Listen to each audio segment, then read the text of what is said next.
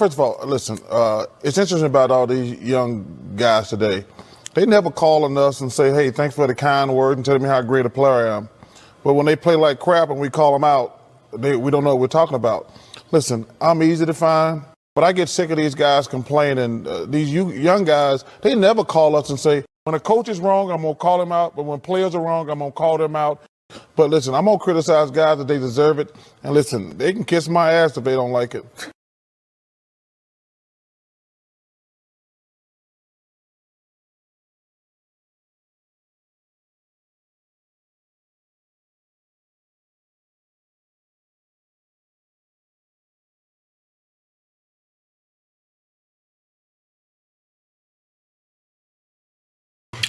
Yo, YouTube, what's going on? Nathan back with another video presentation. This is episode 17, season 4 of the podcast. Welcome. Before we get into the video, happy Wednesday. I hope everyone's off to a great week so far. I hope everyone is ready for Thanksgiving. And the month of November is almost over. Before we get into the video, there's a few things I need to say up front. Excuse me. Last night, I want to apologize. This episode was supposed to go live last night, but due to some technical difficulties, and it was late, I just decided to just push episode 17 back. So in episode 17, I'm going to recap week 11 of the NFL. Wizards. We play the Pelicans tonight. I'm going to talk about LeBron James. I know we're kind of already talked about that. He served his 1-game suspension last night. I wanted to talk about that last night, but again, due to technical difficulties, I didn't have the opportunity. So I want to give my 2 cents on that. A couple things happened in baseball, and we're talking about Maryland football. We lost to Indiana. Unfortunately, men's and women's basketball for Maryland. Talk about Towson football and Towson's basketball, men and women as well. A couple things happened around the WNBA, Major League Baseball as well. And I'm going to close it out with Kysre Gondrezick, and I have a closing message with that. So that's episode 17. As far as season 4, season 5 will start on December 1st. That's when season 5 will start the podcast. By season 5, you will see a new intro. I've gotten some emails from people saying, hey, happy Thanksgiving to you too as well. Thank you. I appreciate that. Thank you. Hey, can you change up your intro a little bit? So I do have season 5. There will be a surprise. So be ready for that on December 1st. But with that being said, let's get into it. Week 11. This was a very interesting week for football. In terms of games, I was very, very surprised with some of the outcomes. We're going to start with, obviously, the Patriots blanketed the Falcons 25-0, obviously. What we got? The Packers lost to the Minnesota Vikings 34-31 on a Greg Joseph field goal. That was a great win. A divisional rival game to me is always more exciting to watch because there's more toughness, more thrilling, and there's always something about when you watch two opponents in the same division play football. You see they bring out the best in each other. So it was a really good game. Greg Joseph hit the game-winning field goal. The Indianapolis Colts beat the Buffalo Bills 41-15. The Cleveland Browns escaped with a W against the Detroit Lions. The Detroit Lions now fall 0-9-1. The final score was 13-10. The surprise of the week, the Houston Texans beat the Tennessee Titans 22-13. Relationship with your children. My God. The San Francisco 49ers defeated the Jacksonville Jaguars 30-10. The Miami Dolphins beat the Jets 24-17. The Eagles surprised us beating the New Orleans Saints 40-29. The Cincinnati Bengals beat the Las Vegas Raiders 32-13. The Cardinals beat the Seattle Seahawks 23-13. And we're going to talk about the Cowboys-Chiefs game, the Buccaneers-Giants game, Chargers, Steelers, Washington versus Carolina, and then Baltimore versus Chicago. I'll recap those 5 games because those are 5 actual games I was actually wanted to look at, and it was really interesting to see. But that was week 11 of around the league of the scores. Probably the most surprising one was the Houston Texans beating the Titans, and then the Indianapolis Colts, who are actually right there. They're starting to kind of get it together, and that's good. We've been kind of expecting that of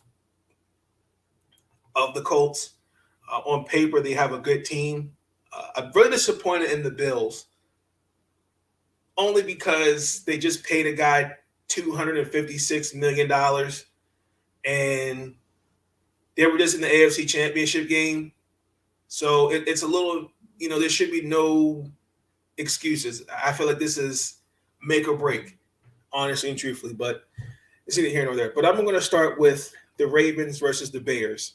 Final score, Baltimore 16, Chicago 13. Let me find my comment.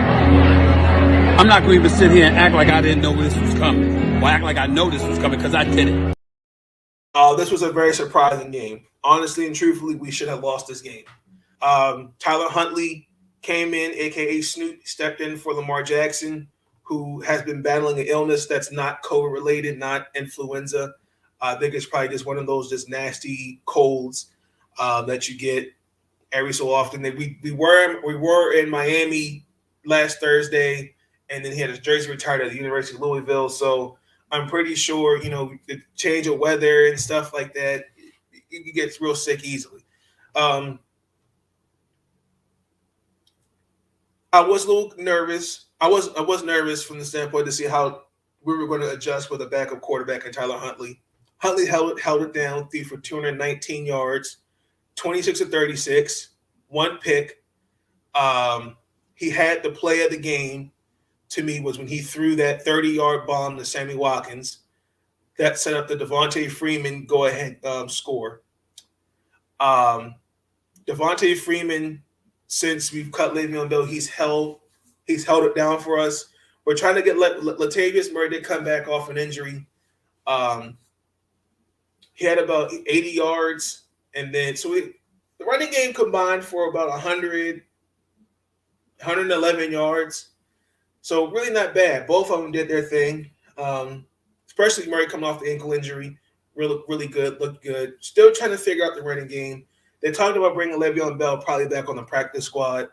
Mark Andrews, that's what I expected him to do, step up and be the number one, be the key piece to helping Tyler Huntley. 10 catches for 73 yards. He had 5 first downs. The one play, it was a bubble screen to Andrews. I didn't understand why we drew that play up. But Sammy Watkins, for some unknown, he led actually everybody with the receivers. Again, Hollywood Brown didn't play because of a thigh injury. Duvernay, Poche, Bateman. We didn't really give Bateman a lot of touches, which was surprising. Watkins was pretty much the whole entire game as our primary deep threat, and we didn't really utilize that. Offensively, the offensive line is just still kind of struggling. To me, they really, really gave Huntley a hard time, particularly to protect him in the pocket. He was sacked 6 times. Alejandro Villanueva, God bless him, he's just older, and he was primarily he is responsible for 4 of those sacks. But they're better run blocking, which is interesting. When we pass the ball, we're not effective as an offensive line. But when we run the ball, we're more effective. But I mean, that's always been the Baltimore's bread and butter. So I will say this about our defense: we came into this game with the worst defense in the league currently. We had 4 sacks on the game. Tyus Bowser stepped up and had 2 of those 4 sacks. The last sack came on the last drive where he got Andy Dalton. Patrick Queen, I noticed they put him on the outside linebacker position now. He looked really good.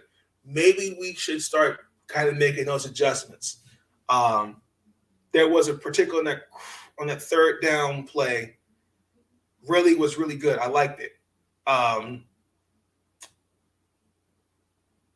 As far as our secondary is trash. I'm sorry. I really, with the exception of maybe Marlon Humphrey, Chris Westry, Brandon Stevens, Tavon Young, Dallin Levitt, like, and I get it with the injuries. It looks bad. I really thought the game was over where they on that 4th and 1 play where they threw it to Mooney. How do you get that burnt on a double cross route is beyond me. It makes absolutely no sense. And I don't understand, why are we running cover 0? I hate that formation. The same thing killed us when we played against Oakland, and then that could have been the the deciding game factor right there. I don't understand that. But Marlon Humphrey was arguably the best. He actually played pretty well to me. He only allowed 2 receptions on 7 targets, and also 2 had an interception. So other than that, our secondary is still struggling. I think that the turning point in the game was when Justin Fields got hurt.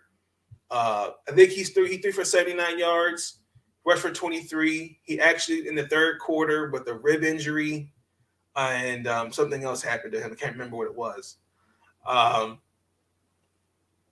There were a lot of positives I saw from Chicago. The first half was really kind of slow. It was really ugly football to watch, honestly. Both offenses couldn't get anything going until the third quarter. And then once Justin got hurt, I think that was it. Andy Dalton came in there and had 2 touchdowns and over 200 yards.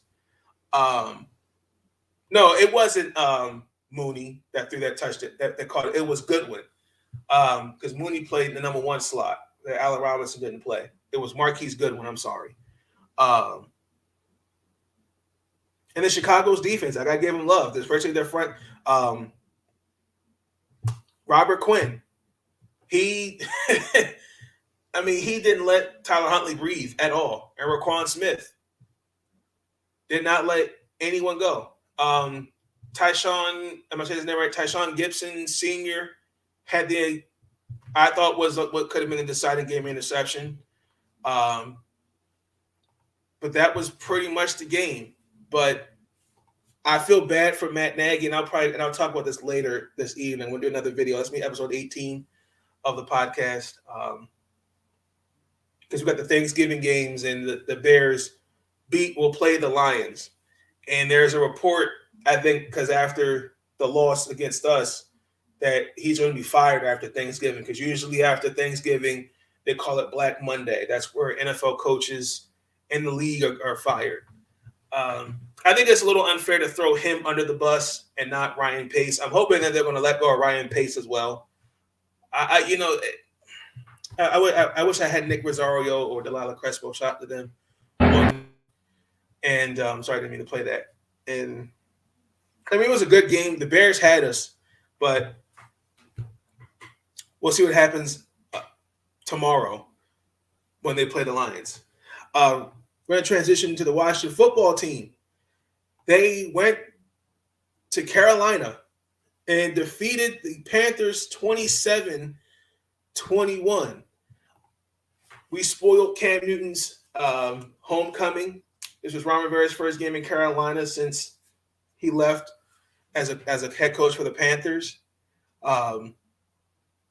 Looked really good offensively from Washington. Tyler Heineke had 3 touchdowns, which is really good.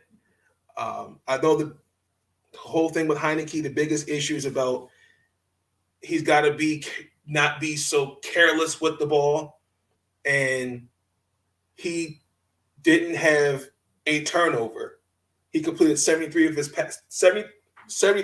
his passes, which was really good. Antonio Gibson with the fumble early in the red zone too, and he didn't get the ball until the third quarter. I felt like Scott Turner,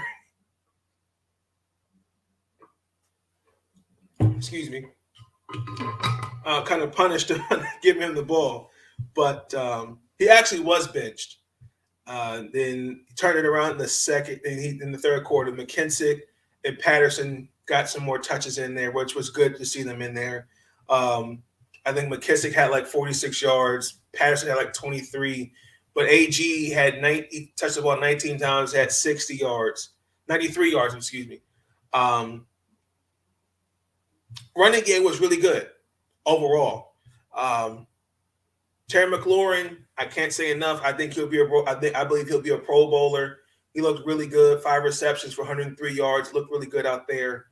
DeAndre Carter, Ken Sims also got a touchdown each respectively. Really good. But again, I wish Curtis Samuel. Just imagine his effectiveness on the other side of McLaurin. I think that would make a big difference in my personal opinion. The offensive line looked really good. I know Leno didn't allow a sack. Sheriff, Kasumi, they all looked really good. My concern coming in this game was on the defensive side of the ball, because we lost Chase Young out for the season and Montez Sweat's out with a jaw injury. And Jonathan Allen, Daron Payne, and Smith Williams stepped up and did what they were supposed to do. Again, next man up is important, and that's what they did to me. I'm really proud of what they did. The front defensive line had 8 stops, which is really good, and 3 tackles for a loss, if I remember that correctly. My concern is I still am kind of trying to figure out Jamin Davis and Cole Holcomb.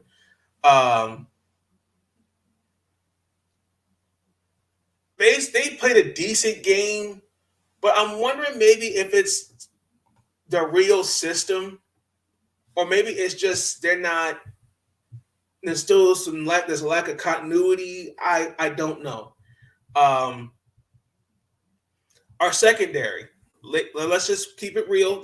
Going in this, before coming into the game against Tampa and now Carolina, we have been getting scrambled up like eggs, and but we held up. But they really stood firm in this game. I think no one allowed over, I'd say, 40 yards. Kendall Fuller, William Jackson III, McLean, Pearl, Collins. I think even Danny Johnson played.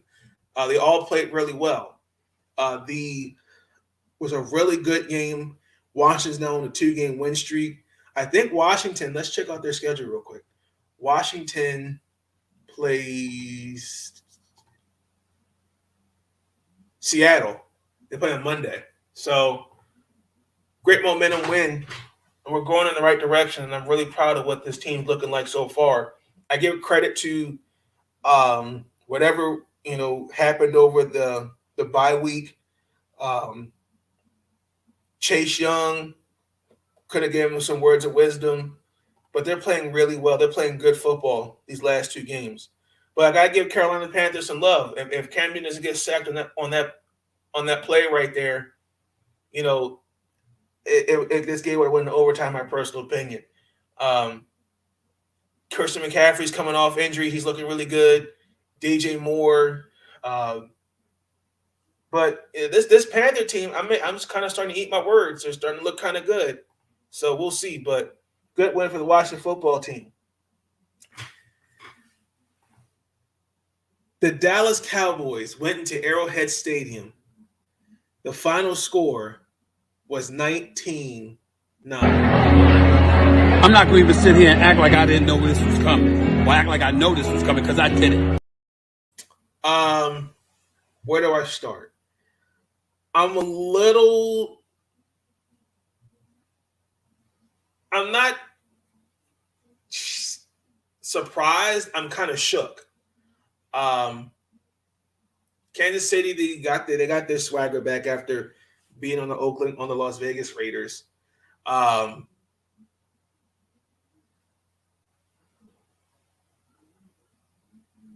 Their defense's last couple weeks, got to give Steve. I'm going to say his last name incorrectly. I apologize.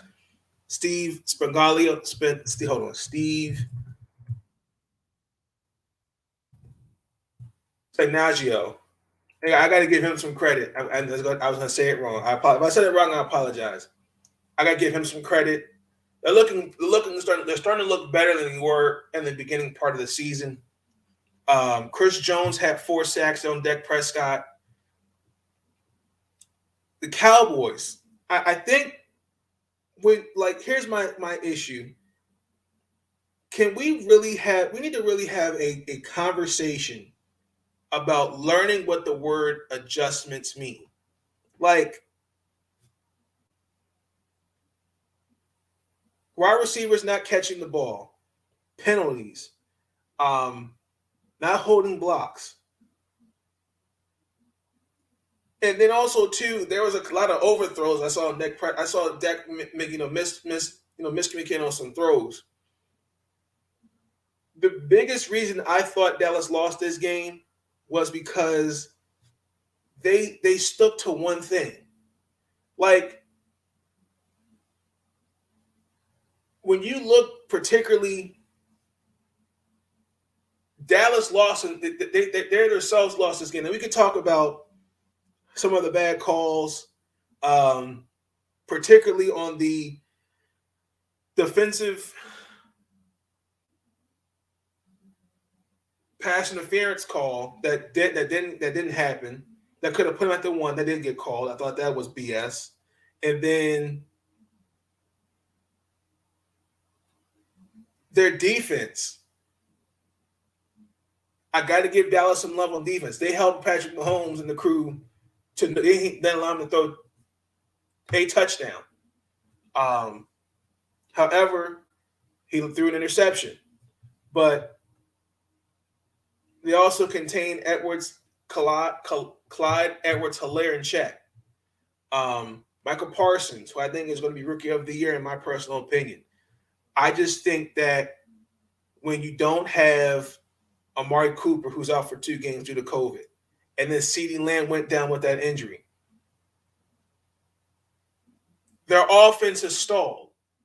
To only have 3 field goals, and then when you fail to convert on third down 10 times on the 15 third down opportunities, and then 3 times you turn the ball over, like, that's what hurts. Now, I'll give Dallas the credit. They held the ball longer than Kansas City, but they're just stale on offense. And I think you got to make the adjustments. You know, why are you not running the ball? Why do you feel like, let me just pass the ball over and over and over again? If I don't have my 2 best wide receivers, I have Michael Gallup and Dalton Schultz, okay, and they're taking that away, let me make some adjustments. So I got to give I got to hold Mike McCarthy and Kellen Moore to that. They got to make the adjustments. And that's not with them. That's with every coach. I don't understand, why do you stick to the same game plan, and when you know it ain't working, you fail to make the adjustments? I don't get that. Like, I saw the Cowboys basically turn into a one-dimensional team. Let me just throw the football until somebody gets it. That looked like the Pittsburgh Steelers against the Cleveland Browns last year. But it's neither here nor there. But I'm disappointed in Dallas because this was really a legitimate team that I was looking at to see could Dallas go in and into their arena, into their stadium and beat. Because I'm looking at their schedule. Maybe other than Washington and Philadelphia, they haven't played strong teams. They've played a lot of weak teams. And to me, this game showed I'm just not sold on the Dallas Cowboys right now. I think they're going to make the playoffs, but they're not showing me that they are a legitimate Super Bowl contender. Because I feel like this was their opportunity to show me that, okay, we can hold our own against the Kansas City Chiefs. Because everyone was talking about, this was a Super Bowl matchup. And I just didn't see that. I didn't see that. Sunday Night Football. This was an actually good game, too. This was actually, I was watching it with my dad, and it was a really good game. He wanted the Chargers to win. Yeah, we both wanted the Chargers to win. Final score was 41-37. It was a really good game.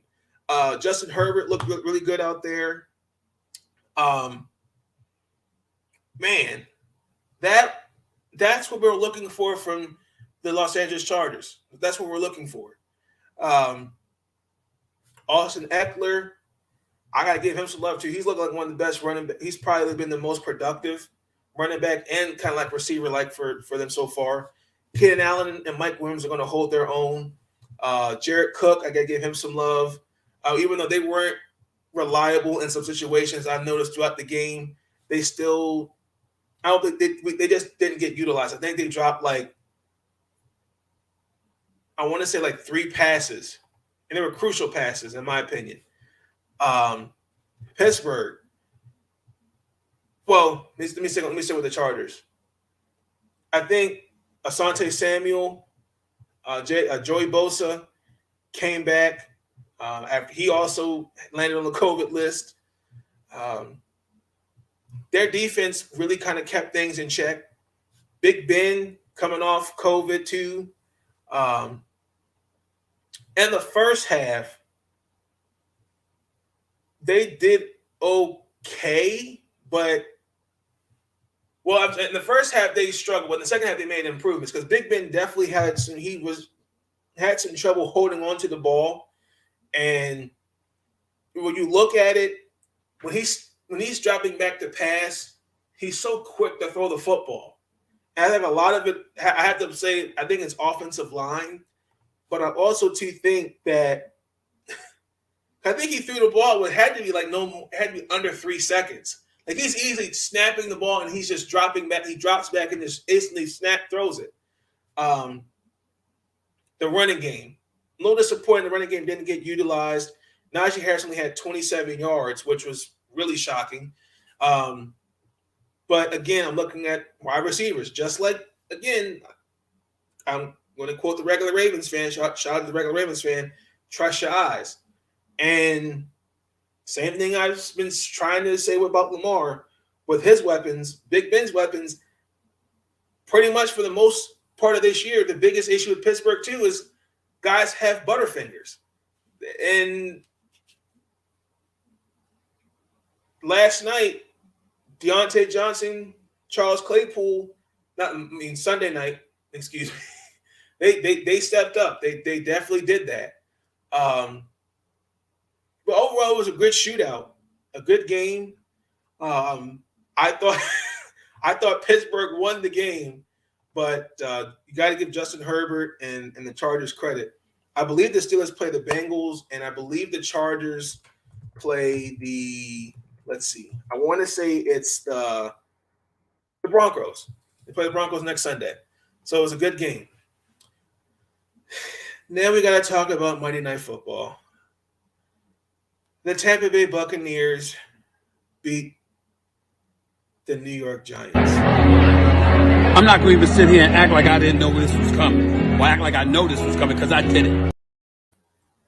The final score was 30-10. The Giants suck. I'm sorry. They stink. Jason Garrett was removed as offensive coordinator. I don't know how in the Lord's name did he even get that job as offensive coordinator. I remember him as a backup behind Kerry Collins in New York. Dan Gettleman's out as GM. You can't really give Joe Judge. You can't really call Joe Judge to the carpet because you can't evaluate him on much yet. I think it's a little unfair to throw Danny Dimes, a.k.a. Daniel Jones, under the bus, and he's only been in the league 3 years. He's really had nothing to work with. I mean, you know what you're going to say. Well, he had Kenny Galladay, but Galladay's hurt. Sterling Shepard, Kadarius Toney, it hasn't really panned out. And I think a lot of it is going to have to clean house after this season. Tom Brady threw for 300 yards and 2 touchdowns. Mike Evans, Cam Brate, Chris Goodwin. Like, that's all you need to know. Like, all you need to know. The Giants. You know, the first possession for New York, they ran 7 plays, and then they turned it over. He hit Evan Ingram, and then it was a pass interference call, and then what ended up happening was it was a 3rd and 14 because I think it was who's the left guard? Will Hernandez, and then 3rd and 14, that didn't happen. It was 7-3 going in the first quarter. Leonard Fournette scored, and then Leonard Fournette had on their drive, I think he had like 33 yards, and then field goal position. They got in the field goal position, and then for some unknown reason, Tom Brady got out the pocket and scrambled for 10 yards. It was just awful to watch. It was just very one-sided. I will say this though, Andrew Thomas, he had a great play. He had a nice catch and then tied the game 14-14, but it wasn't enough. The second half, the Giants are just awful. They couldn't stop the onslaught. I want to say Ndamukong Suh had a sack. They had the Giants in check. Yeah, they're just I don't know. They stink. It's not going to get any better. They're going to probably draft a wide receiver or offensive lineman. I just think personally, like, I just don't understand. You know, I'm going to get off that. Around the NFL. So,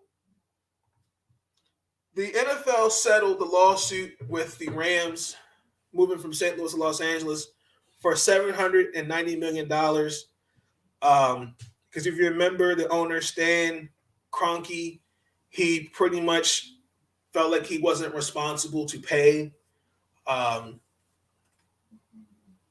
moving the settlement because they were trying. The lawsuit is basically, you know, he broke a promise about relocating, and then he lied to the city of St. Louis about leaving the city, and then the city of St. Louis lost revenue. And then on top of that, the league, they went to the Supreme Court. No, they lost a lot. They went to court, and they didn't even get a hearing with the Supreme Court. If you remember, the Rams were in Los Angeles, and then they moved to St. Louis in 1995, and then now they're back there. So I think this is a window that can be closed. It was kind of ugly because, you know, I get it. It's all about money. But he did cost the city of St. Louis a lot of money, and they should have a football team. They really should. What else is going on in the NFL? The Titans released Adrian Peterson, and they signed the Golden Tate to their practice squad. I'm very surprised, honestly. Then didn't get an opportunity. Excuse me. the way I thought he would. So very disappointed in that. The Texans cut Philip Lindsay, so I'm a little surprised about that as well. That kind of surprised me. What else is going on? Taysom Hill signed a 4-year deal for $40 million. Taysom Hill, he's making a lot of money. If you remember,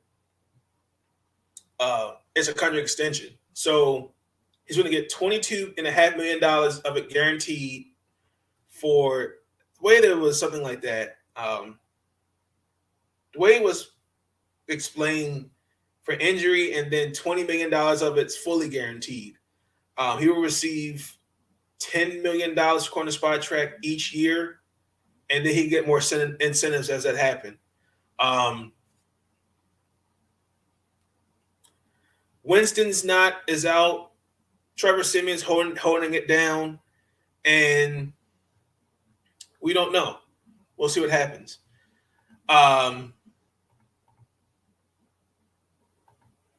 Hey, Lucinda.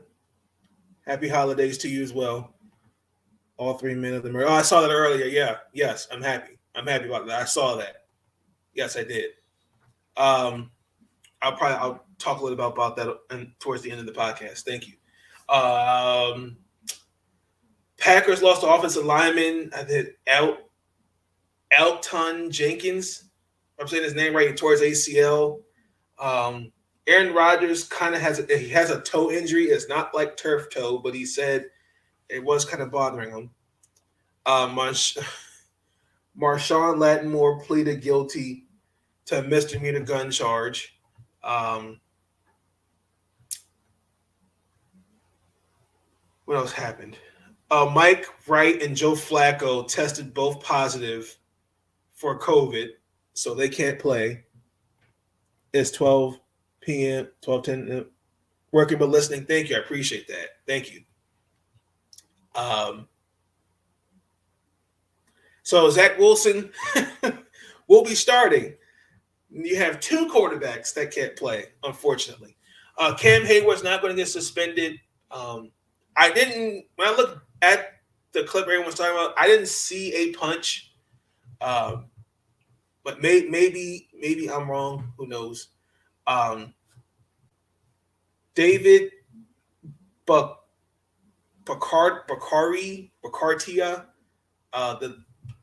the Packers left tackle, he underwent arthroscopic knee surgery. Hopefully he'll be back before the right around playoff time. Everson Griffin, please pray for him. Defensive lineman for the Minnesota Vikings. There was a clip. I'm not going to play that at all. It was very disturbing of him waving a gun and believing that there was someone in his house. And the Minnesota Vikings, they got a call. Well, there's mental health professionals that are outside his home. He's not refusing to. They're trying to get him out the house. 911 was called because he believed there was an intruder inside the house. And, quote, shortly after 3 p.m. Central Time, Griffin called 911 from the residents and said that someone was inside his home. He had help from the police. Griffin also told the 911 dispatcher that he fired a weapon, but nobody was injured. And, 2018, I believe he also took a leave of absence as well. For 5 games, same thing. Really crazy. I know Mike Zimmer talked a little bit about it. Delvin Cook in there, like press conference interview. The biggest thing right now is just his safety, and I really do hope that they'll get to him and get him the help that he needs. Seriously. Jared Goff, apparently there was an article I read. Jared Goff and Anthony Lynn aren't seeing eye to eye. I don't get it. Like sometimes maybe it's not the quarterback. Maybe it's coaching. They try to do this. They try to do the same thing when he was in Los Angeles with Sean McVay. I don't think it's Jared Goff. Like the man got nothing to work with. Maybe on DeAndre Smith, Who else you got to work with besides? Oh, not this Swift. T.J. Hawkinson. Like, come on, man. A few games did get moved around. The NFL, they fixed up Week 15 of the season. I did read that somewhere. Let me read that. Let me pick that article up real quick. They did fix that. It was like they changed the sloth of games around. This is Week 13. So we got 2 Saturday games in Week 15. So we've got Week 13. They were supposed to have the 49ers versus the Seahawks Sunday night, but they're going to put the Broncos versus the Chiefs, and then the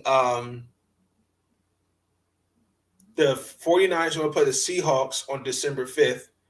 That's actually interesting early birthday present. And then Week 15, you've got 3 games that could be potentially moved.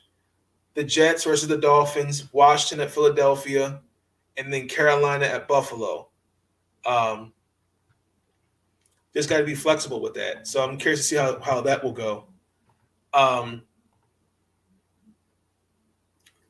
That's pretty much all that's going on right now around the NFL that I saw that was newsworthy. We're going to transition into the NBA. The Washington Wizards, they stink. No, I'm just kidding. Offensively, we're still struggling. We lost to the Charlotte Hornets. A couple things took away from that game. Spencer Dinwiddie, I will say, has been our second. He's really been the last few weeks, he's been our best player, but he's not been playing like it the last, I would say, 4 games. I understand he's coming off a ligament injury which is out for last year.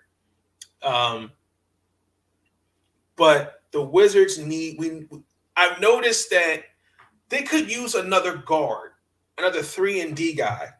And I point out like a guy like, for example, a Reggie Bullock, somebody that can help Beal and Dinwiddie out, take the pressure off both of them. Bradley Beal, also in this game, you got to step up. But he scored 18. He had 18 points, but he took 18 shots. If he can't get going offensively, it's a long game for the Wizards. We can't use the excuse that the referees have been helping, but throughout this, I mean, we are allowing guys the way this new rule changes, they are allowing guys to body check players as long as they're vertical. Pretty much if their hands are up, they're fine. But you can see when a guy like James Harden, Bradley Beal, they're not getting those calls because they have been so relying on those calls. I'm disappointed that Montrezl Harrell's not getting. I feel like he really should be starting. No disrespect, I feel like he would bring a little bit more oomph, more energy than what I've seen from Daniel Gafford. And that's not a slight on Daniel Gafford, but the defense, I'll say this, defensively we look better when he's on the floor. He had 24 and 18. That's almost like Shaq-like numbers. No, I'm just kidding. But he played really good. He really did. I got to give Daniel Gafford some love. Kyle, was going to say Carl Kuzma. Kyle Kuzma, I don't know what the hell he was wearing. Maybe it was the pink sweater. I don't know what that was. Maybe that was the reason he turned the ball over 4 times. We're still we're fourth place. We're 11-6. I'm not panicking at all. I've just noticed that we have got to be better at shooting the ball and taking care of the ball. I think those are the 2 biggest things. And we cannot always rely on the referees. Well, how can you make that call? That's a bad call, right? Like, we play the Pelicans tonight. This should be this should be a W. Okay. I'm looking at the fact we're holding our own against some teams. But again, shooting and not turning the ball over are keys for the Wizards. Bradley Beal has to be that guy. If Bradley Beal gets going, it's a good night for the Wizards. If again, it took him 18 shots to get 18 points. That can't happen. The Pelicans, they are 3-16. Okay. Zion Williamson's not there.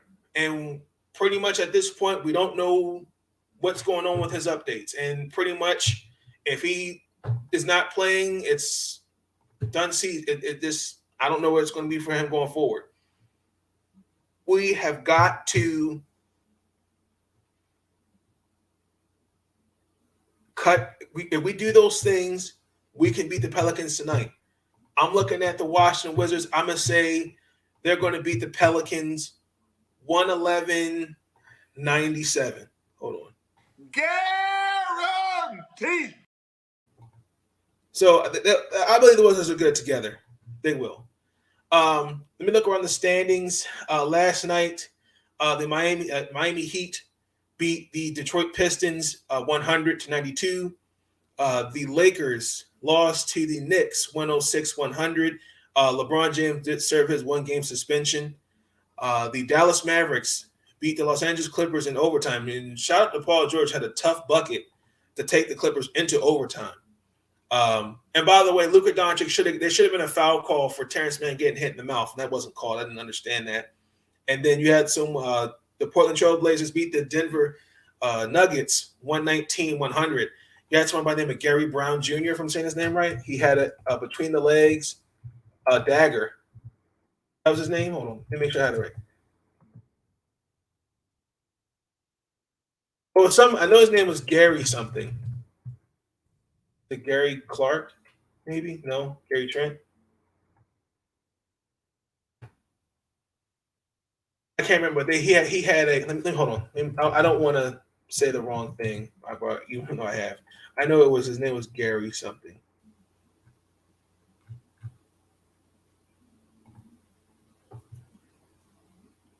Hold on, let me just look.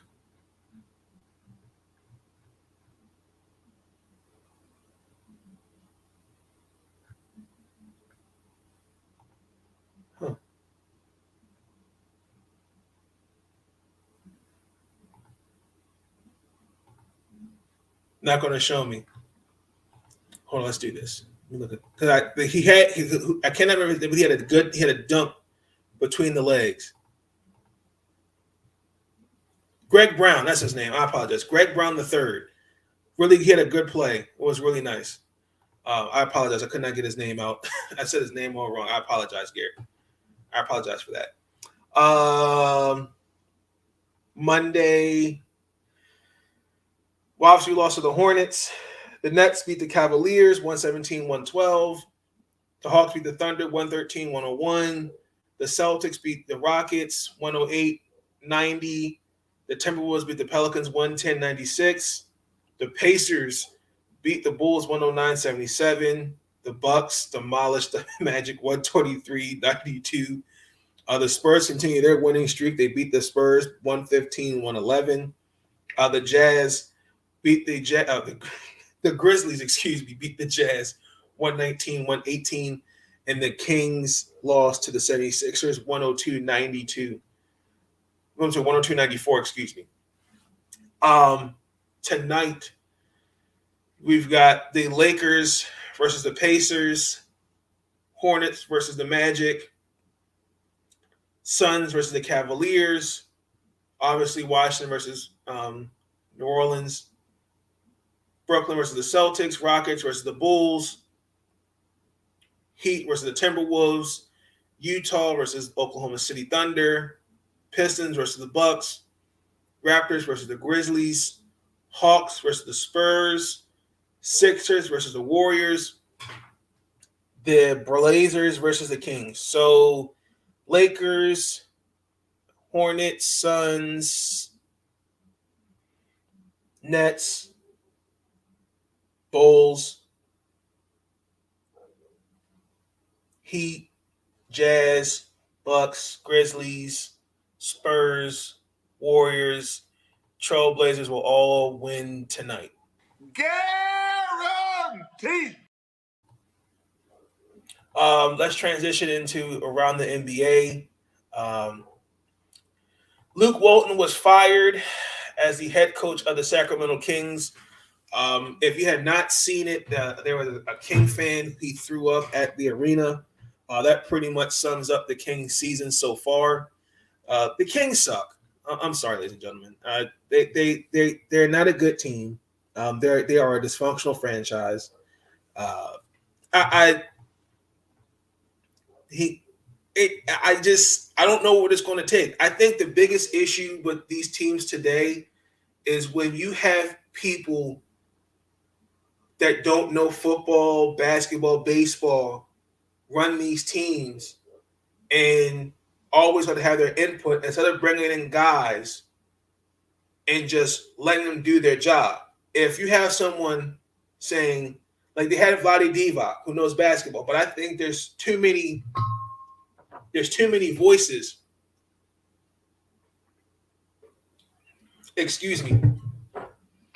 that input their thoughts. No, draft this guy. Let's draft that guy.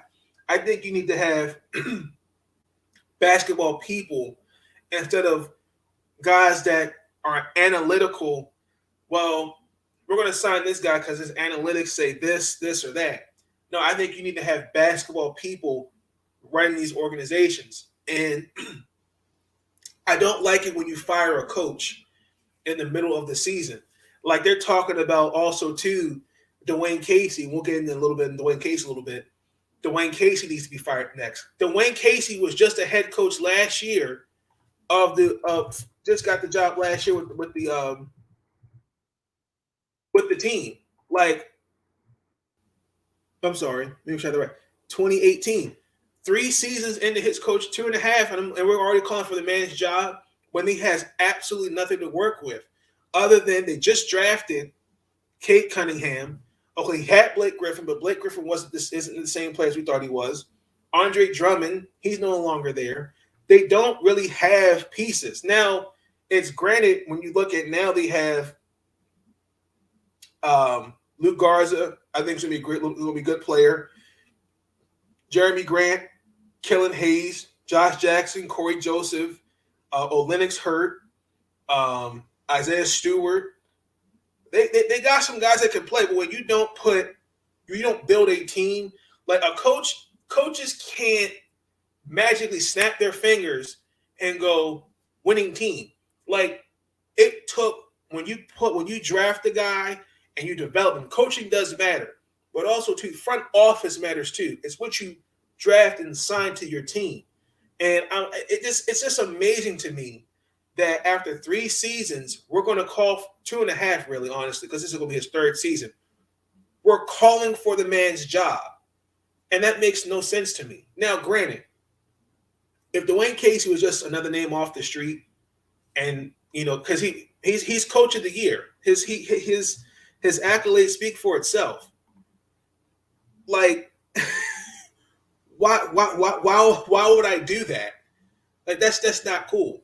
And then they're also calling for Stephen Silas's job. Stephen Silas has had nothing to work with. The Rockets are completely at the bottom of the talent pool. They've got Jalen Green. They got a guy who one of my favorite point guards before. Obviously, I wish he was still with the Wizards. John Wall. They're not going to play him because he's making $21 million, something like that, over this whole season, and he hasn't played. You have Christian Wood, but other than that, you ain't got really anybody else. Is Eric Gordon still on that team? Hold on. I want to see if Eric Gordon's on this team.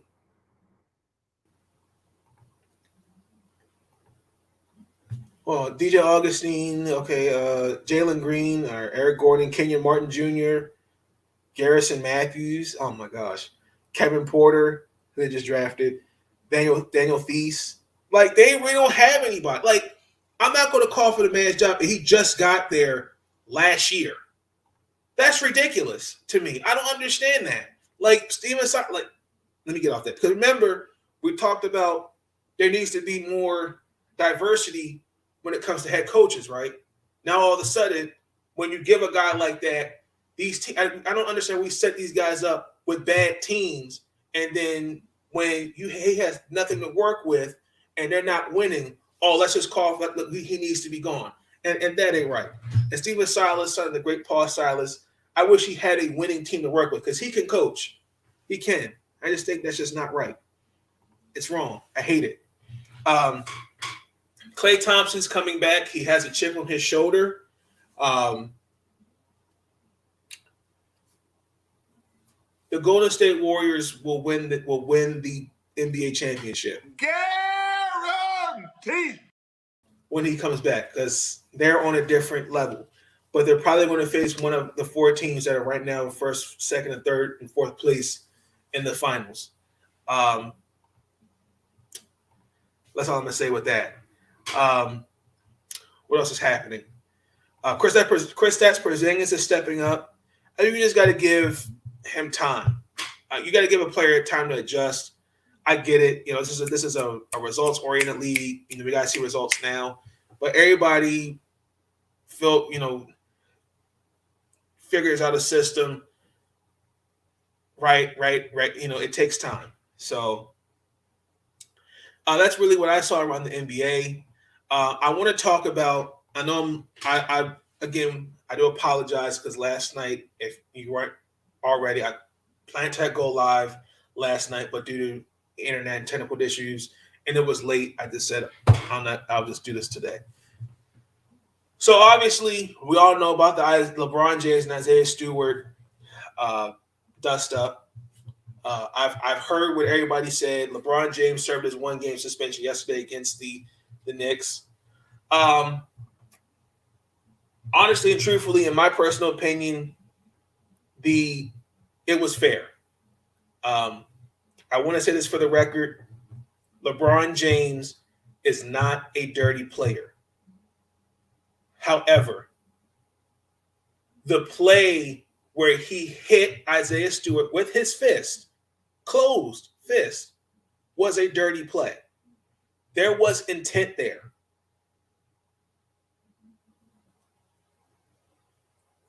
If Isaiah Stewart doesn't go that ballistic,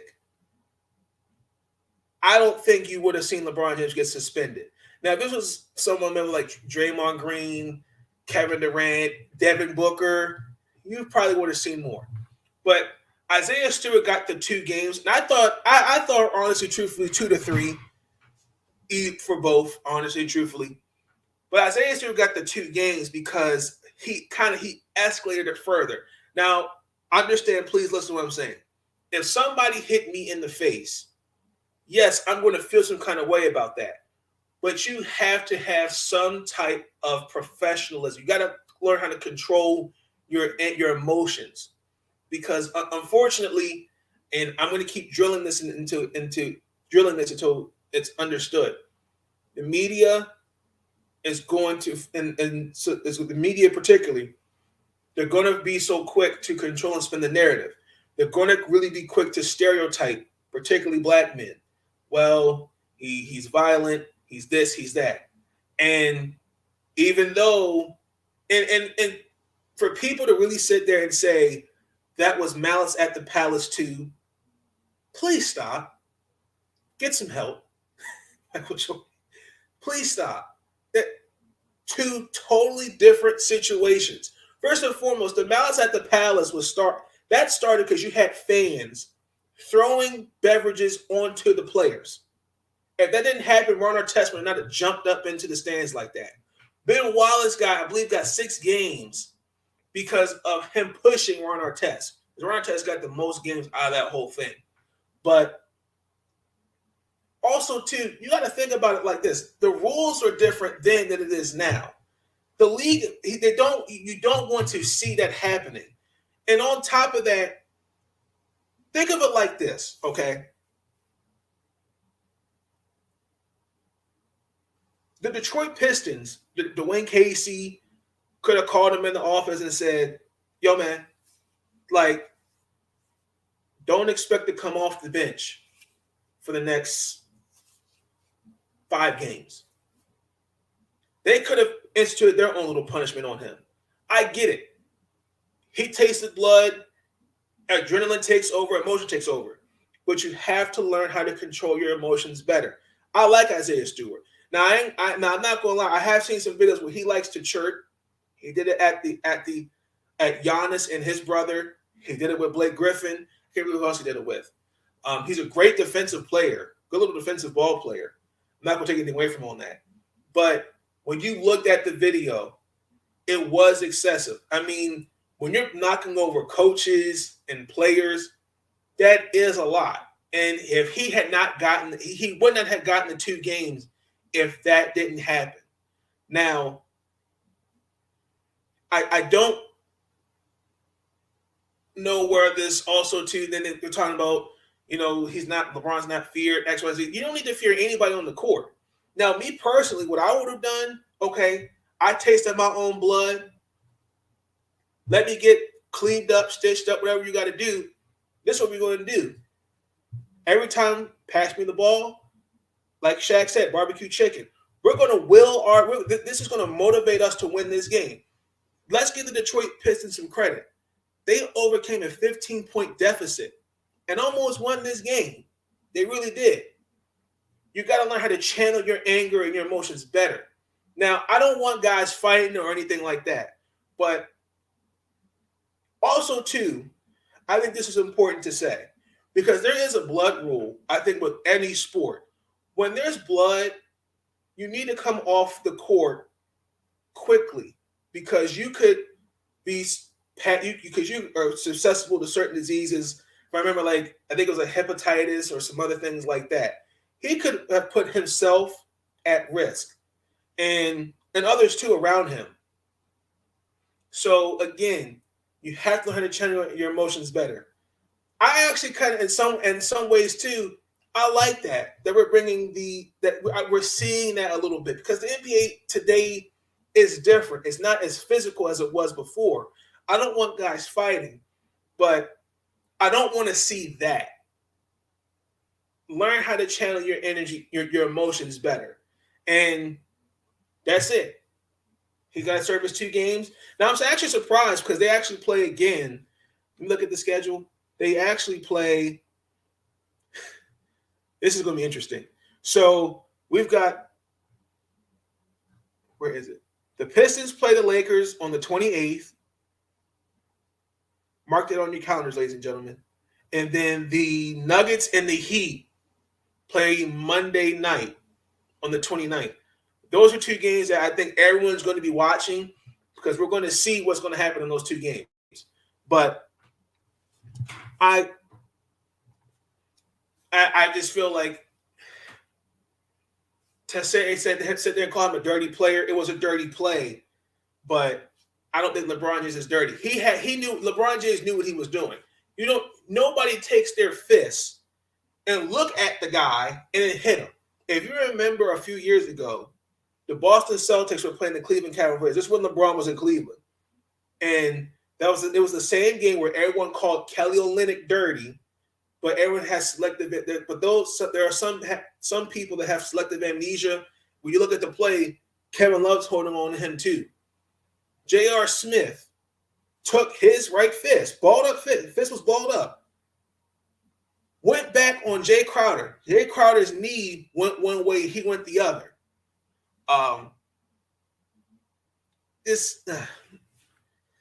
But that's what I wanted to talk about. Let's transition into the MLB. All first team was announced. Congratulations. I don't know really what to feel on this one. So the all MLB team for this year was really stacked. Salvador Perez, Vladimir Guerrero Jr., Marcus Semien, Fernando Tatis Jr., I apologize, Austin Riley, Juan Soto, Bryce Harper, Aaron Judge, Shohei Ohtani, Max Scherzer, Corbin Burns, Walker Buehler, Robbie Ray, Garrett Cole, Josh Hader, Liam Hendricks. Second team, Buster Posey, Freddie Freeman. That's controversial, but okay. Ozzy Albies, Trey Turner, Rafael Devers, Nick Castellanos, Kyle Tucker, Teoscar Hernandez, Yordan Alvarez, Shohei Ohtani as a pitcher, Julio Urias, Kevin Gausman, Max Fried, Zach Wheeler, Raziel Iglesias, Kellen Jansen.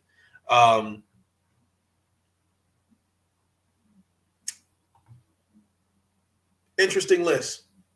I'm not mad at it, actually, honestly. I'm to have Ohtani on that list twice. I feel like shouldn't it just be just him under just one? I don't know. Maybe I'm looking at that the wrong way. The offseason's free agency's off to a good start so far. Steven Matz reached a 4-year deal with the Cardinals. Steve Cohen, the owner for the Mets, is kind of did not like that. It's a 4-year deal, $44 million to be with the Cardinals. He actually had a good little year, Steven Matz. So the Mets did make him an offer, but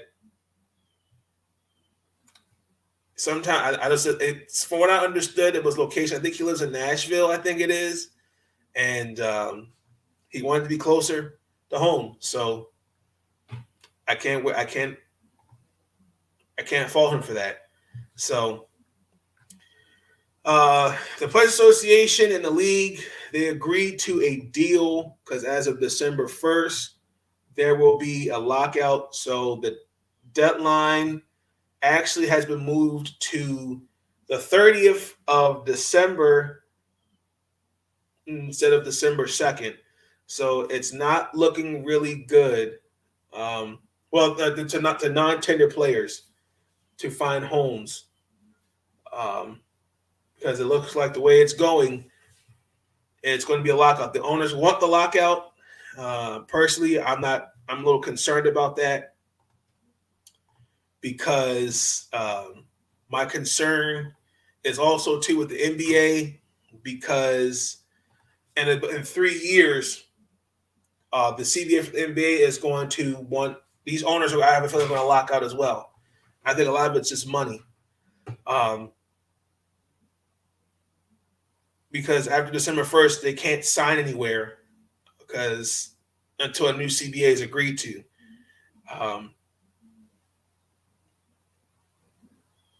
That sucks. I really do hope that these owners and the association come together for something, but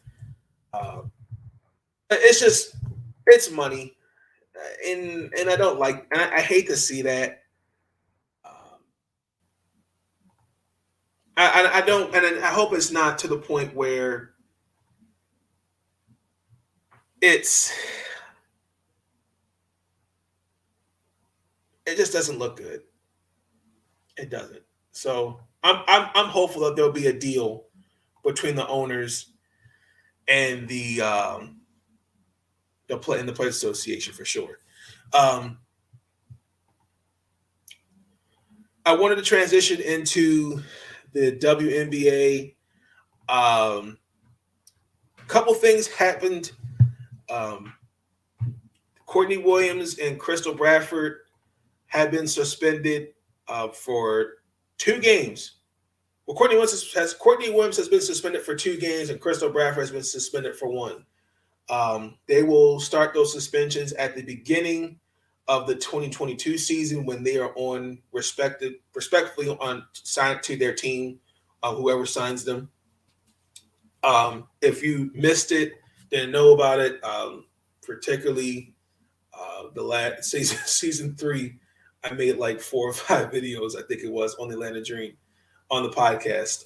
Crystal Bradford, Courtney Williams, and were involved in a off the court scuffle outside a club, and that happened during the Olympic break, and we didn't find out until towards the end, during the playoffs.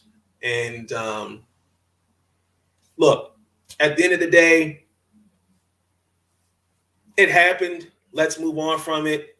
You know, they got started suspensions. I'm not going to go off on them like we all did a while ago. It happened. You know, let's learn and grow from it. You know, they're going to be on the WNBA roster. It just unfortunately, you hate to see that, because you represent not only yourself, your brand, but you represent the league.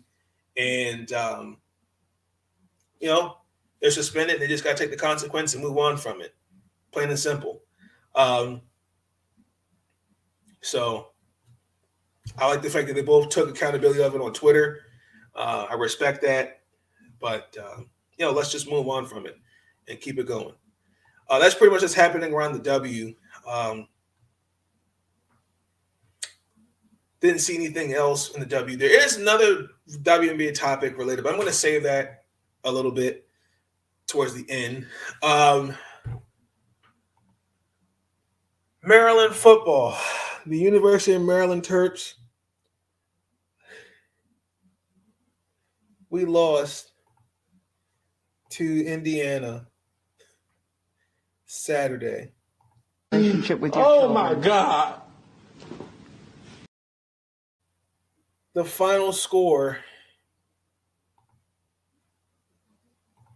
was 59-18. The Michigan Wolverines, as a cohesive unit, totaled 503 yards, a touchdown on defense, and special teams. They now go on, I think they're now 10-1 overall and like 7-1 in the Big Ten.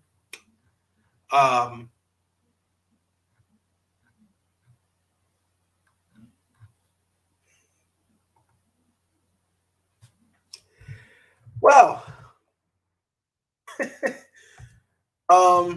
I don't know how to feel. I got to pick my pride off the floor. I got to eat my words, because I really sat there and shot to Anthony Handy Friday and pressed the guarantee that the University of Maryland was going to beat Indiana. And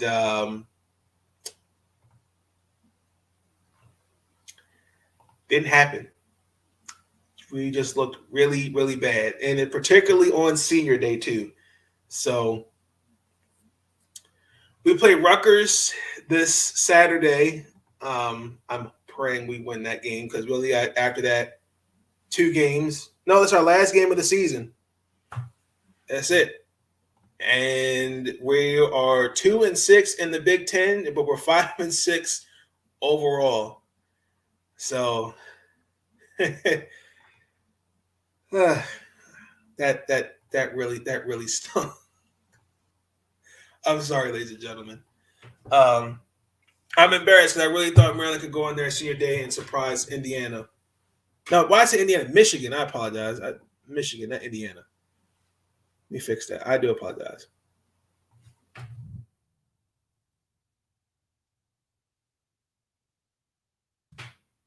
There we go. That's better. So that's what happened. Just know that the Michigan Wolverines just kicked our ass. Plain and simple. That's all you need to know. However, Maryland basketball, let me give a shout out to the women.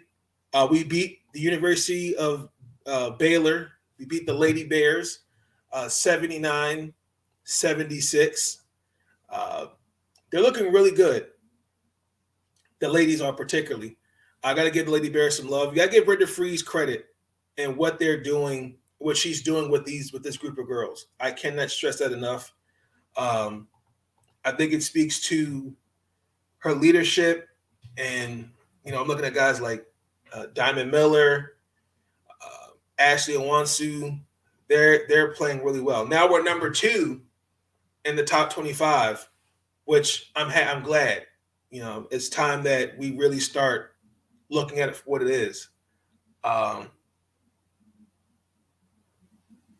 last 3 weeks, I've noticed that we're still having some issues with depth, but I know Diamond Miller's coming off an injury. I think she injured her knee, if I remember mistaken. Katie Benjamin and Faith Mason Austinus, they've been dealing with sickness. We're actually going to the Bahamas for the it's something called Baja Main Hoops Pink Flamingo Championship, where number 5 North Carolina State and number 7 Stanford await us. So that's actually interesting. Congratulations! I can't, hope they go out. I hope we go out there and put on a show. But to be number 2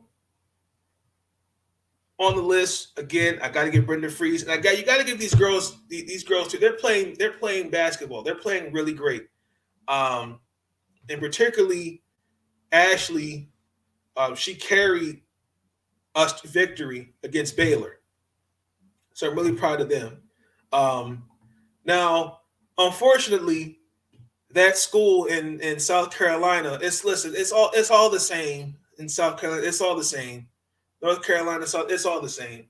Dawn Stanley and the girls, they're number 1 on the list. No, listen, I'm just kidding. Dawn Stanley, if you watch this, I love you. One of my favorite coaches. I love you. I give you your flowers. But we're coming for that number 1 spot, okay?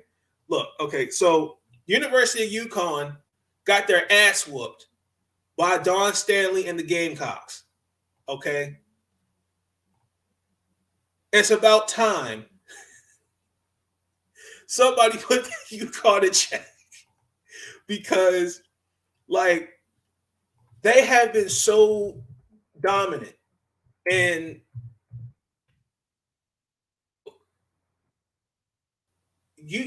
there's some new sheriffs in town, and it ain't UConn. UConn's not one of them. And I love how Coach Gino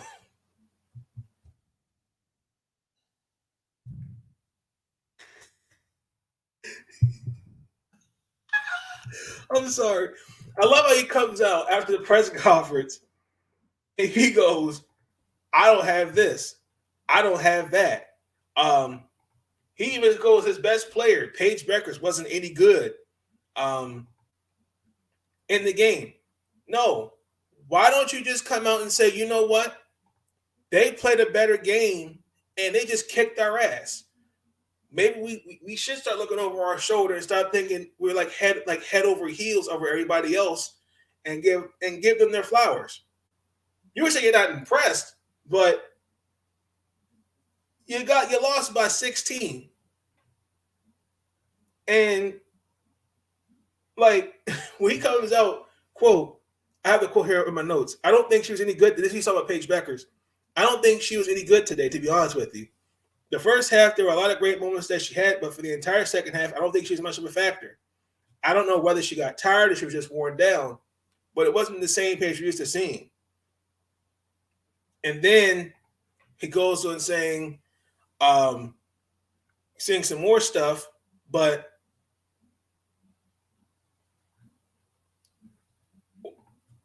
just give the Gamecocks their credit. They came out and they were ready. Paige is still the truth. Coach ain't used to lose. Exactly. He's just not used to losing. So what does he do? He's moving. He's trying to point blame. Well, and he even called everybody up. I really have anyone that's good right now. No, just say it. You know what? Dawn Stanley and the Gamecocks kicked our ass. So thank you, Dawn Stanley. but Maryland's coming for the number 1 spot. We will see, and we will see the University of South Carolina in the Final Four. Guaranteed. I said it. There you go. I have a feeling I'm going to get flamed for that. Really quick, I got to give a shout out to my Towson Tigers for football. Looks like we are coming to a wrap. Disappointing on the year. Season went by really fast for Towson. We're actually, ironically, in the same conference as UConn. We finished the year off 4-7. We just recently lost to James Madison. Final score was 56-10. I haven't really had an opportunity to watch any of the games, but we're on a 3-game losing streak. We're actually a better home team. We were 3-2 on the year. We're 1-5 away from home. So keep your heads up, fellas. We'll be back next year. Let me give us a shout out to the men and women's basketball. Start with the men's basketball. We're 3-2.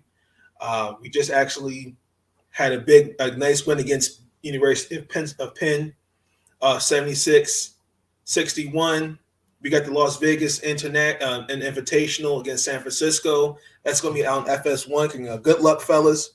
And then Friday, we actually play New Mexico or the University of Albuquerque, I believe it is. So congratulations, fellas. Best of luck to y'all. Hope the travel was safe. Hope y'all stay safe down there and just play ball. Go Tigers.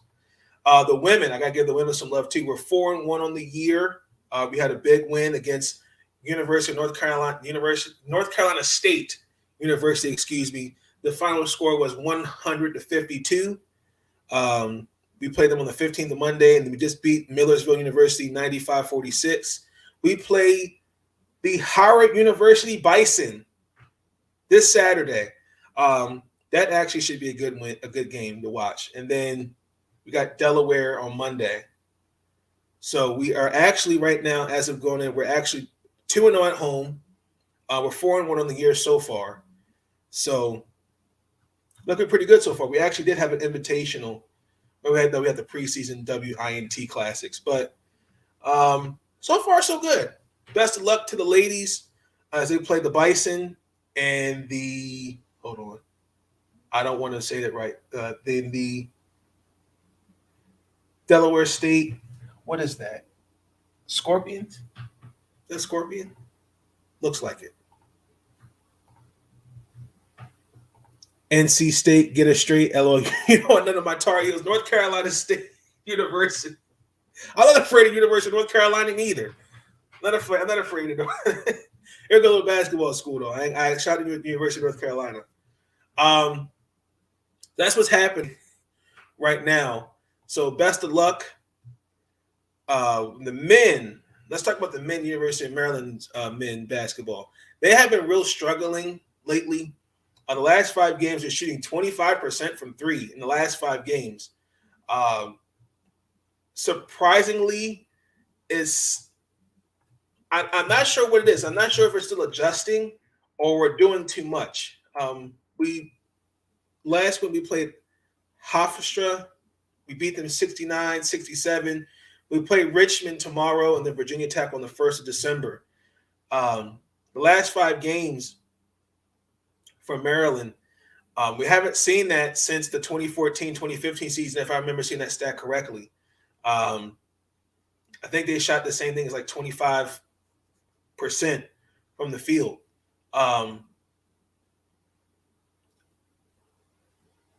Maryland, I think is down there in terms of all Division I schools shooting. It's bad. I think it's like 342nd or 343rd shooting the ball. So I'm a little I don't know. I think give it time, it'll get better. But I do think that as time progresses, we will expect guys to make some shots and maybe be aggressive, not shooting threes. I think a lot of it could also be just guys knowing their role and putting so much on your shoulders. I'm looking at Eric Ayala. I think he's taken the most threes so far. And arguably, if you gave me, you could make a case, I think he's arguably their best scorer on the team. The last 5 games he took, I looked at his stats, it was like 42 threes. That's not good.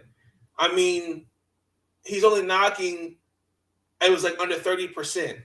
And then I just think it's just guys, one game were great, next game were just, I think just give it time. I'm looking at also too, Dante Scott, Martinez, Fats Russell. I think just give these guys time. We'll see it. Same thing I noticed last year. The same kind of shooting woes, but I still saw success. But obviously COVID shut that down. Now, we play, obviously, like I said, Richmond. And if we beat them, we get an invitation. I want to say it's against Louisville or Mississippi State. And then for the invitation, I think it's the same thing like the Bahamas, the same thing that the ladies got to do, the same tournament the ladies are in. And then we got to play Virginia Tech. And then that's when it's starting to really get down to the nitty gritty, because we're starting to play some ACC and Big Ten schools where we're going to start facing some heavy hitters. And this is where, again, who knows, maybe, by then it'll pick up. So I believe the men will get it together, because the men are actually not playing terribly.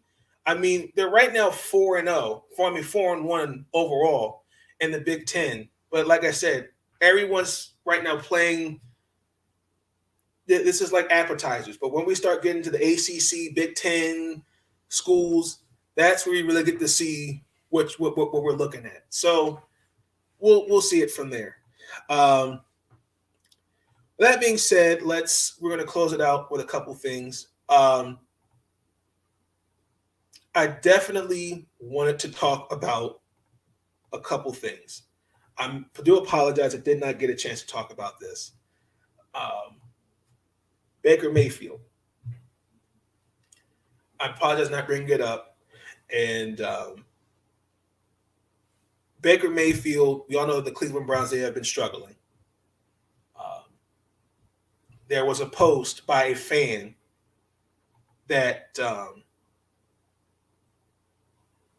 his wife posted talking about the others around Baker. I'm basically paraphrasing the post, need to be tough. I get it. Baker Mayfield has played through injuries, etc. Why would you post something like that and knowing that the Browns haven't really had a good season? And then you had fans booing your performance.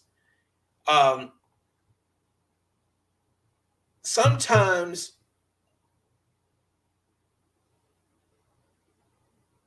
you got to look yourself in the mirror. And if you're injured and you're hurt, don't play. Now we obviously play. The Ravens played the Browns Sunday, and he said he's okay to play. His wife goes on Twitter. She's basically saying, "Oh, I didn't see what the fan was saying." Hold on. She didn't see the whole post. Bullshit. And then she realized it and then deleted it. Makes no sense to me. She knows what she did. But you mean to tell me, quote, I don't think I've seen toughness like this in a while. Maybe the rest of our team should take the hint and get tougher. Like, it's already bad enough with the Odell situation, because, again, the two of them were not going to mix. It's like oil and water. Nick Chubb, COVID, I think they just been dealing with a mess of issues. They're not the same team I thought they were this year. And again, people shout out to Rich Eisen. I was listening to the Rich Eisen show, and they're talking about, well, we need to we need to find a replacement. What are you going to do? What's your plan B? Rich Eisen said, and I quote, your plan B is don't sign him, franchise tag him, and keep it moving. Right? Basically, pull a Kirk Cousins. But I'm not going to, it doesn't make sense after 4 years. Well, we're not doing this and we're not doing that. Because arguably and truthfully, ladies and gentlemen, Baker Mayfield has been the most consistent quarterback that the Cleveland Browns had since the 1999 season. That's a fact. He's been the most consistent quarterback. You can probably say Jeff Garcia, Tim Couch. My argument for Tim Couch is he didn't have a lot to work with. He had Kevin Johnson and Quincy Morgan, Jawan Dawson, Travis Pentress. Yeah, he didn't have weapons. Like if Tim Couch had weapons, he was terrible. That makes more sense. But that's I'm going to get off that. But who are you going to replace Baker Mayfield with? Who? Like sometimes, we got to just accept it for what it is. The Cleveland Browns are who we thought they were. Everybody had them on paper to be the best team in the AFC, or they're going to win the Super Bowl. He's giving you your best chance to win. I get it, but they're just not the team I thought they would be. So we'll see as the season progresses. But he's not what I thought he would be, and I just think that it just is right now. They're just going through a lot, but this is a results-oriented league, and we are in that what have you done for me lately? They just beat the Pittsburgh Steelers last year. And then on top of that, like, come on, man. Shout out to Dickie V. Dick Fatal. He was back after his diagnosis, after battling after diagnosed with cancer, got his treatment, getting his treatments. Great to see him on last night, particularly UCLA versus Gonzaga. Looked really good, especially coming in the game. He had his little jive step. He looked good. Great to see him. College basketball, my dad, other people told me college basketball is not the same without him. So it was actually a great game too, because the last time we saw UCLA and Gonzaga was when Jalen Suggs hit the half court shot.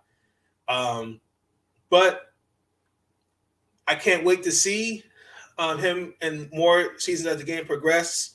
If you don't remember, if you don't know that he was diagnosed with leukemia back in October, he's going through chemotherapy. He's 82. God bless him. He looked really good. I'm happy to see him back out there. Just continue this, just pray for him. Pray for those, you got this. Cancer sucks. It does. You hate to see any loved one, anyone go through it. But the most important thing is when you have a support system and you got a community of people around you, that makes a big difference. So I'm glad he's back out there. Kysre Gondrezick. Kysre Gondrezick is playing for the Indiana Fever. Last year was the 4th overall pick out of the University of West Virginia. This past season, during the Olympic break, she only appeared in 13 games before the Olympic break, and decided to go kind of just disappear. Well, not kind of, she disappeared. And we didn't really know what was going on. It was just really weird. It's just the way how things happen. And then a couple of days ago,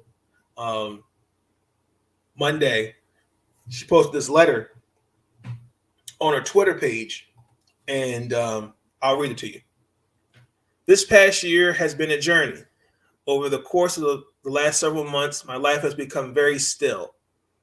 I needed undivided attention on myself and my creator. My mental health was at a high risk as I was under a lot of stress and coping with my own personal silence of traumas. After losing my father, the pressure began to mount for what I considered my job as a faucet of grieving. I wasn't present to the idea, of efficiently knowing how to cope. I was so happy and proud of reaching my number one of my personal goals of playing in the WNBA, yet I lost sight of his presence, my focus, and ultimately the fun in the game. As I began to take notice of the change within myself in basketball, during the time I look forward to over the WNBA Olympic break, I realized that my mental imbalance couldn't allow me to find the joy and rest and recovery. Instead, I didn't know how to be still, and I didn't have the strength to get up. I was unable to identify these many emotions, and I immediately sought help. For the last 5 months, I placed a pause on social life and additional activities to get the help and support for my mental health and well-being. I have done a lot of inner work with the understanding and the thought the process will and forever continue. Excuse me, I apologize. Today, I'm a better person and absolutely comfortable in my own skin. I have given myself grace and making my own choices free of judgment and without guilt over what's best for me. For many years, I worried about what others thought of me and my decisions. Now, I realize now that prioritizing my mental health was the most important lesson of all, to have moved past unlearned behaviors that cause continued pain and trauma. I am thankful that God has blessed me with time, the right people, and grace throughout this journey. Thank you to everyone for your support, thoughts, and prayers. It has not gone unnoticed. Kysre. Well thoughtful letter. In closing with that, we are excuse me, now in the holiday season of Thanksgiving. Christmas is all around the corner. I think everyone has already put up their Christmas tree and started Christmas shopping.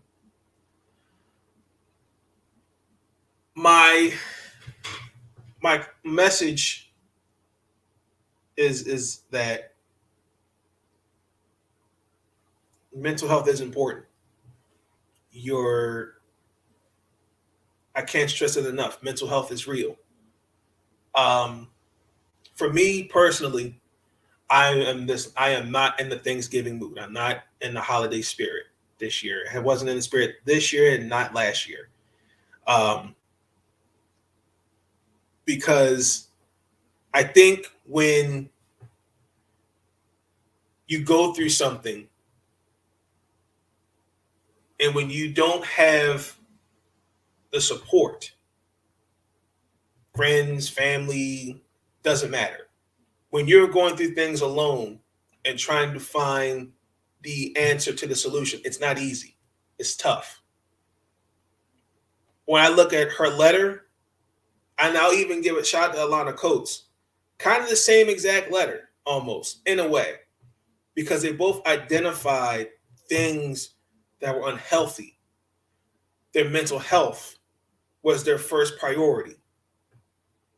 While, basketball, whatever you love to do is fun, it can take your mind off things, but it can only take your mind off things for so long. What I'm saying is that for me, I'm doing the same thing like Kysre did, Alana did, other men and women have done. Getting the help and seeking the help that is needed. Because, again, mental health is real. You don't know what a person's going through. We're all not Superman. Superman had one negative aspect. What was that? It was kryptonite. Everybody has a kryptonite. It's what you do to get yourself going for today, tomorrow, next month, next year, the next decade. Because if all you do is sit around and don't figure out X, Y, and Z, you're never going to get to the root of your problems. You're never going to get to the root of being happy. Find what's happy for you, identify X, Y, and Z, or what's causing emotional trauma, pain, whatever you want to call it. For me, I'm just not in the just Thanksgiving mood. Respectively, that's just how I feel.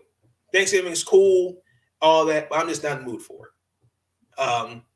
For me, I have begun to identify what has made Nathan, when I needs to make Nathan be Nathan for tomorrow. Again, I said, tomorrow, next month, next year, going forward. If you do those things, if you sit back and reflect and learn how to be a better person, seek the right help, have the right support system. I believe also two things start with the power of prayer. I also believe that things start when you talk to somebody.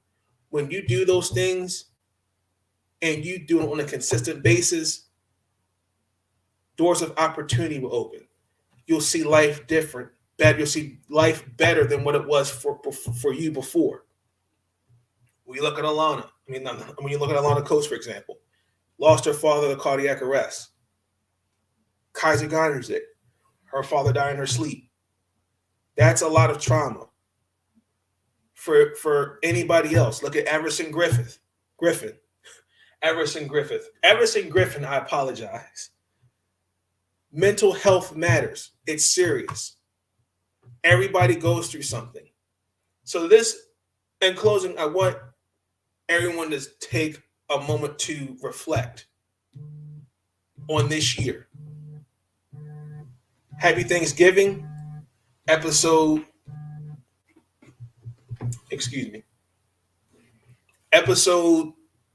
18 will go live later. I'm going to break down the Thursday night and the Thanksgiving football games.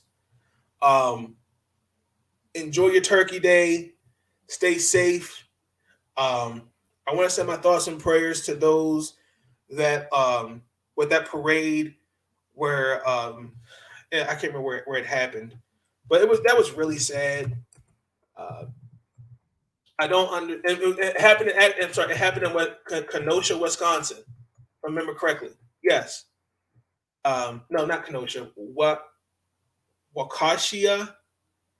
I think that's what it was. 6 people have died.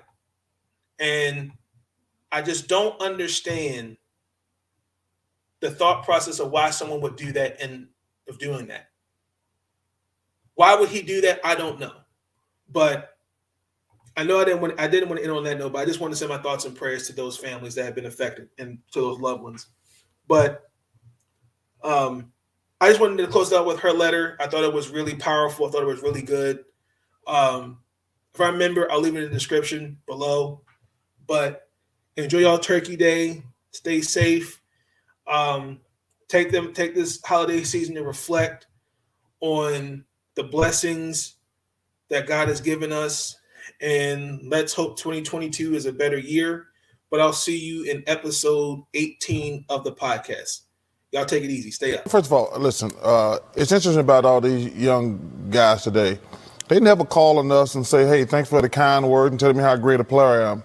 But when they play like crap and we call them out, we don't know what we're talking about. Listen, I'm easy to find. But listen, I'm going to criticize guys that they deserve it. And listen, they can kiss my ass if they don't like it.